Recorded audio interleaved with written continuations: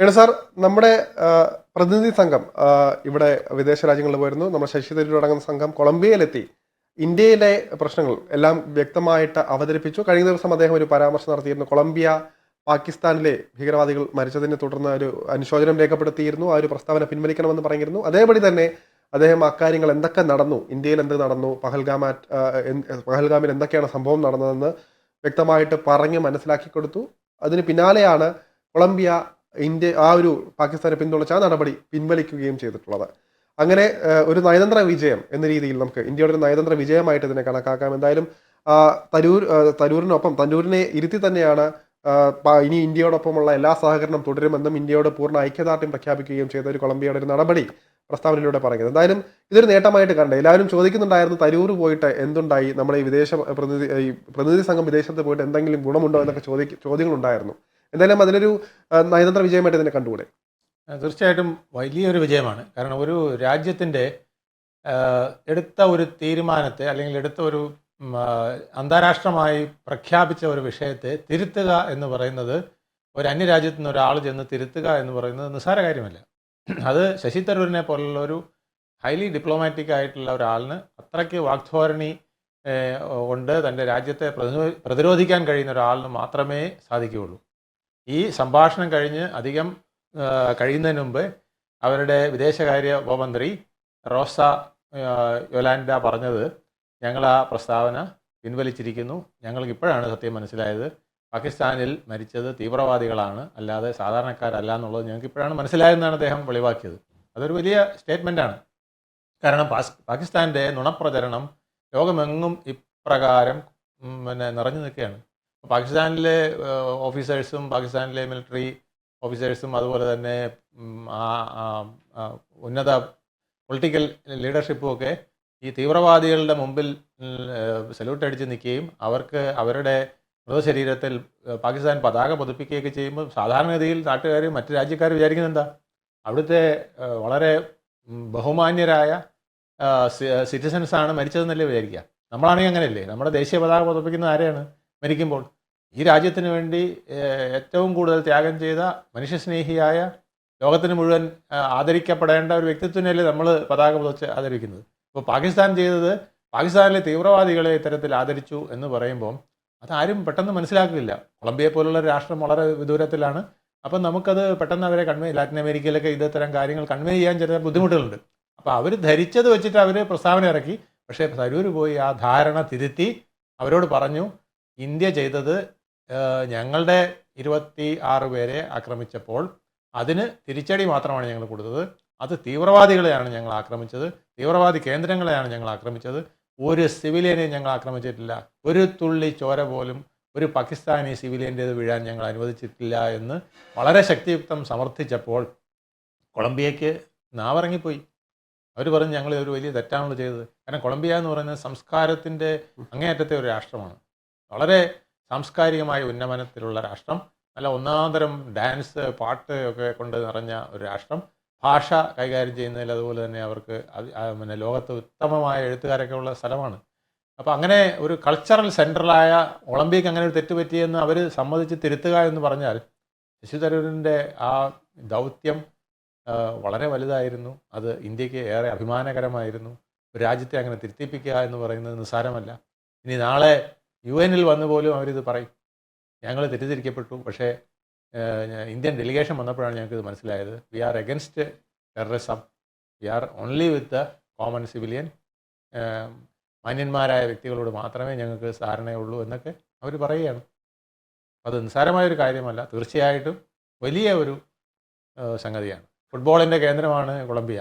അവിടെ ചെന്ന് നമ്മുടെ ശശി തരൂർ ഒരു ഗോൾ അടിച്ചിട്ട് വന്നു എന്ന് വേണമെങ്കിൽ പറയാം.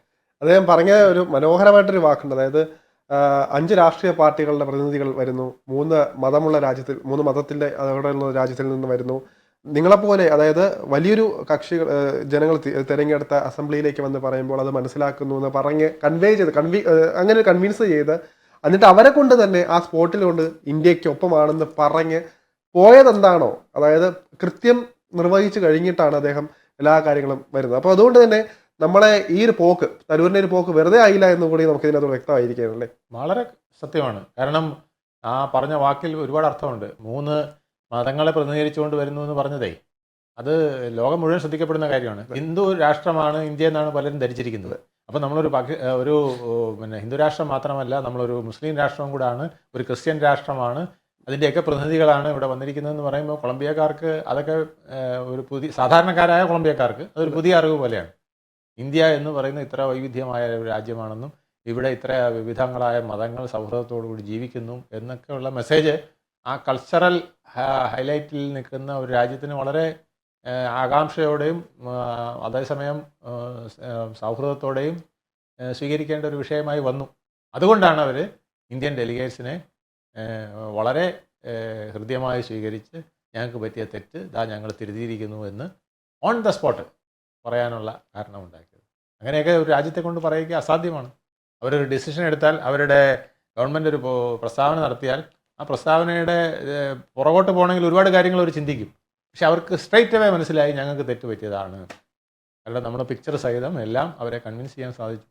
ഇത് ടെററിസ്റ്റിനെയാണ് നമ്മൾ കൊന്നത്, അവരെയാണ് പാകിസ്ഥാൻകാർ ആദരിച്ചത്, അവർക്ക് വേണ്ടിയാണ് പാകിസ്ഥാൻ വിലപിക്കുന്നത്. അപ്പോൾ കൊളംബിയ ആരുടെ കൂടെ നിൽക്കും എന്ന് ചോദിച്ചാൽ സാംസ്കാരിക കൊളംബിയയ്ക്ക് ഒരു നിമിഷം പോലും പിന്നെ മാറി നിൽക്കാൻ പറ്റില്ല. ആ നിമിഷം തന്നെ അവർ ചിന്തിച്ചു, ആ നിമിഷം തന്നെ അവർ പ്രവർത്തിച്ചു, ആ നിമിഷം തന്നെ അവർ മറുപടി പറഞ്ഞു, ഇല്ല, ഞങ്ങൾ ഇന്ത്യയിലെ സാധാരണക്കാരായ ജനത്തോടൊപ്പമാണ്, മരിച്ചുപോയവരുടെ കുടുംബത്തോടൊപ്പമാണ്, അല്ലാതെ പാകിസ്ഥാനിലെ തീവ്രവാദികൾക്കൊപ്പമല്ല എന്നവർ വ്യക്തമായി പറഞ്ഞു എന്നുള്ളതാണ് സത്യം. ഇവിടെ ഇന്ത്യ ഇങ്ങനെ നമ്മുടെ രാജ്യത്തെ പ്രതിനിധീകരിച്ച് വരുന്നവർ സൗഹൃദപരമായി നമ്മുടെ മതങ്ങൾ സൗഹൃദപരമായിട്ട് പോകുന്ന കാര്യങ്ങളെക്കുറിച്ച് ലോകത്തോട് വിളിച്ചു പറയുമ്പോൾ മറ്റൊരു വശം നമ്മൾ നോക്കേണ്ടതുണ്ട്. മറ്റൊരു വശത്തെന്ന് പറയുമ്പോഴത്തേക്കും പാകിസ്ഥാന്റെ പ്രതിനിധികൾ, അതായത് പാകിസ്ഥാൻ ഷഹബാസ് ഷെരീഫും ഫീൽഡ് മാർഷൽ എന്ന സ്വയം പ്രഖ്യാപിത പട്ടം അലങ്കരിക്കുന്ന അസീം മുനീറും തുർക്കിയിലും അസർബൈജാനിലും പോയിട്ട് അവിടെ പോയിട്ട് വീരവാദം മുഴക്കുകയാണ്. അതായത് അവിടെയും മതം വെച്ചിട്ടാണ് കളിക്കുന്നത്, മനസ്സിലാക്കുക.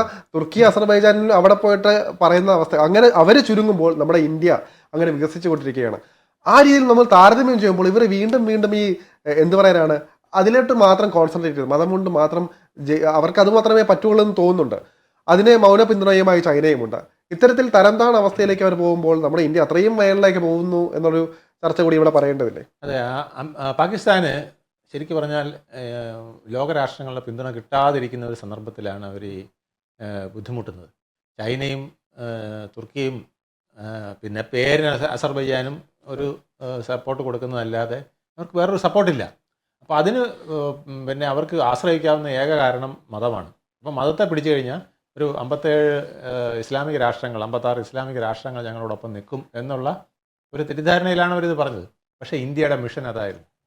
ഇന്ത്യ എന്ന് പറയുന്നത് ഒരു ഹിന്ദു രാഷ്ട്രമാണ്, അതോടൊപ്പം ഇതൊരു വലിയ മുസ്ലിം രാഷ്ട്രവും കൂടാണ് എന്ന് പറയാനായിട്ട് ഈ മിഷന് സാധിച്ചു എന്നുള്ളതാണ്. നമ്മൾ 7 ദൗത്യ സംഘങ്ങളെ 4 ദേശത്തേക്കും 4 ദിക്കിലേക്കും അയച്ചപ്പോൾ ഇന്ത്യയുടെ വക്താക്കളായി പ്രതിപക്ഷത്തെ നമ്മുടെ പ്രധാന വ്യക്തിത്വങ്ങൾ ചെന്ന് അവിടെ പറഞ്ഞത് ഇന്ത്യക്ക് അഭിമാനം കൊള്ളുന്ന വാക്കുകളായിരുന്നു.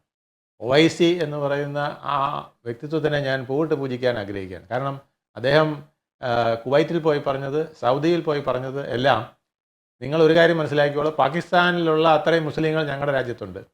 240 മില്യൺ 24 കോടി ജനങ്ങൾ ഞങ്ങളുടെ കൂടെ ഉണ്ട്. പാകിസ്ഥാനിലുള്ള അതുപോലെ തന്നെ മുസ്ലിങ്ങൾ. അപ്പോൾ ഞങ്ങളൊരു മുസ്ലിം രാഷ്ട്രവും കൂടെയാണ്. അത് മാത്രമല്ല, ഞങ്ങൾ അറബി സംസാരിക്കുന്നവർ ഒരു വലിയ വിഭാഗമുണ്ട്, ഉറുദു സംസാരിക്കുന്നവരുണ്ട്, ഖുറാനെക്കുറിച്ച് പാണ്ഡിത്യത്തോട് ലോകത്തിന് മുഴുവൻ വെളിവാക്കുന്ന പാണ്ഡിത്യത്തോടുകൂടി സംസാരിക്കാൻ പറ്റിയ ആൾ ഞങ്ങളുടെ ഉണ്ട്. നിങ്ങളുടെ അറബിക് ആൽഫബറ്റ് ഉൾപ്പെടെയുള്ള കാര്യങ്ങളിൽ പണ്ഡിതരായവർ ഞങ്ങളുടെ കൂടെ ഉണ്ട്. അതുപോലെ അതിൻ്റെ ഗ്രാമർ, അറബിക് ഗ്രാമർ കറക്റ്റായിട്ട് പഠിപ്പിക്കുന്നവർ, അത് പ്രീച്ച് ചെയ്യുന്നവർ ഞങ്ങളുടെ കൂടെ ഉണ്ട്. മതപണ്ഡിതന്മാർ ഞങ്ങളുടെ കൂടെ ഉണ്ട്. അപ്പോൾ ആ രാജ്യത്തെ നിങ്ങൾ ഹിന്ദു രാഷ്ട്രമായിട്ടാണോ കാണുന്നത്? അവിടെ നിങ്ങളുടെ രാജ്യത്തുള്ളതിനേക്കാൾ കൂടുതൽ മുസ്ലിങ്ങൾ ഞങ്ങളുടെ രാജ്യത്തുണ്ടെന്ന് പറഞ്ഞപ്പം അവിടെ കയ്യൊടിയോടുകൂടിയാണ് സ്വീകരിച്ചത്. അതായത് ഹിസ് എക്സലൻസി എന്ന് പറഞ്ഞുകൊണ്ടാണ് സംസാരിച്ചത്. അപ്പോൾ ആരായിരിക്കുന്നത് എനിക്ക് മനസ്സിലായില്ല. തീർച്ചയായും അവിടുത്തെ സുൽത്താനോ അല്ലെങ്കിൽ അതിൻ്റെ തൊട്ടടുത്ത റാങ്കിലുള്ള ഒരാളോ ആയിരിക്കും അവിടെ ഇരിക്കുന്നത്. അതുകൊണ്ടാണ് ഹിസ് എക്സലൻസി എന്ന് പറഞ്ഞാണ് വൈസ് സംസാരിച്ചത്. അത് കഴിഞ്ഞിട്ട് നമ്മുടെ മുൻ കാശ്മീർ മുഖ്യമന്ത്രി കൂടിയായിരുന്ന ഗുലാം നബി ആസാദ് പറഞ്ഞത്, ഭീകരവാദം നേരിട്ട് അനുഭവിച്ച ആളാണ് ഞാൻ. പാകിസ്ഥാൻ്റെ ഭീകരവാദം ഏറ്റവും കൂടുതൽ അനുഭവിച്ച ഒരാളാണ് ഞാൻ. എൻ്റെ കുഞ്ഞിനെ, 1 വയസ്സുള്ള കുഞ്ഞിനെ തട്ടിക്കൊണ്ടു പോകാൻ ശ്രമിച്ചവരാണ് ഈ തീവ്രവാദികൾ. ഞാൻ കാശ്മീരിലെ CM ആയിരിക്കവേ എൻ്റെ ജീവൻ അപായപ്പെടുത്താൻ പലപ്പോഴും ശ്രമിച്ച സന്ദർഭം വരെ ഉണ്ടായിട്ടുണ്ട്.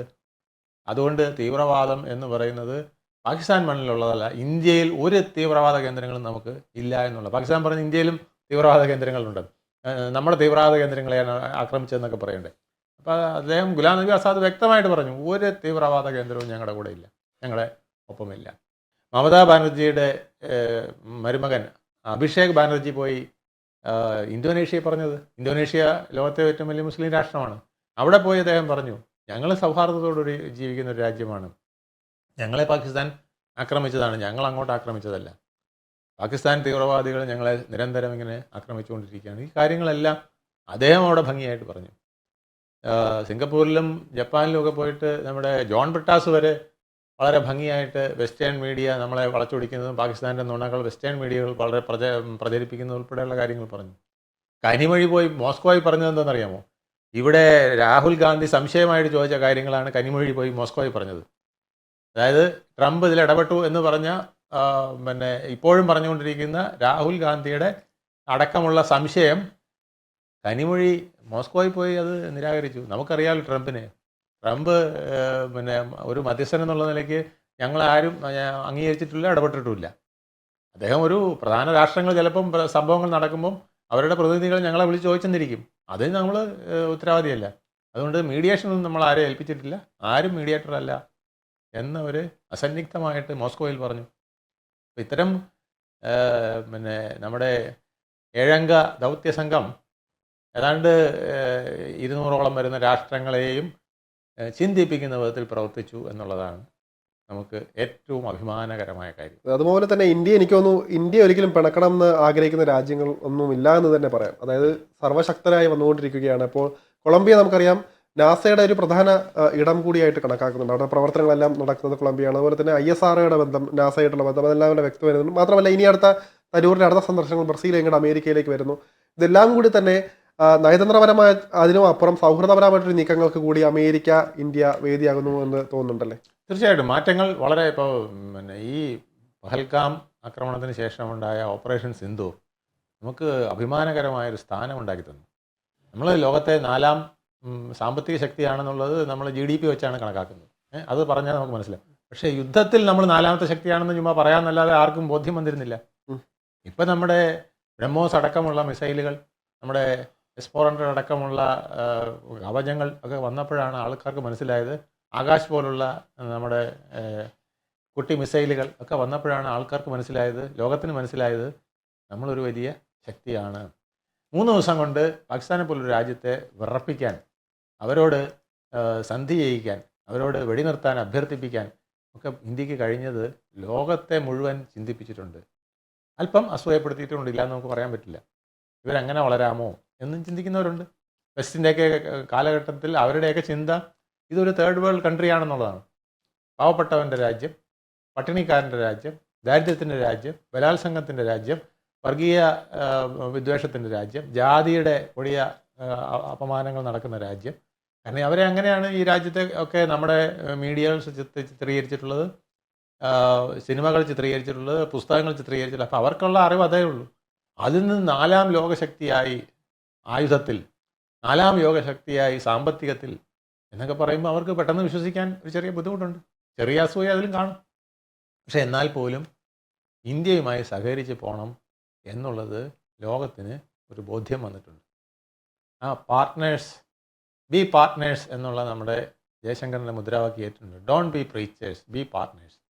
പ്രവാചകന്മാരാവണ്ട, നിങ്ങൾ പാർട്ട്ണർമാരാവുക. നിങ്ങൾക്ക് വേണ്ടത് ഞങ്ങൾ തരാം, ഞങ്ങൾക്ക് വേണ്ടത് നിങ്ങൾ തരിക. ഈ മുദ്രാവാക്യം ഇന്ന് ലോകത്ത് പലരെയും ചിന്തിപ്പിക്കുന്നുണ്ട്. മാറ്റങ്ങൾ ഉടനടി ഉണ്ടാവും.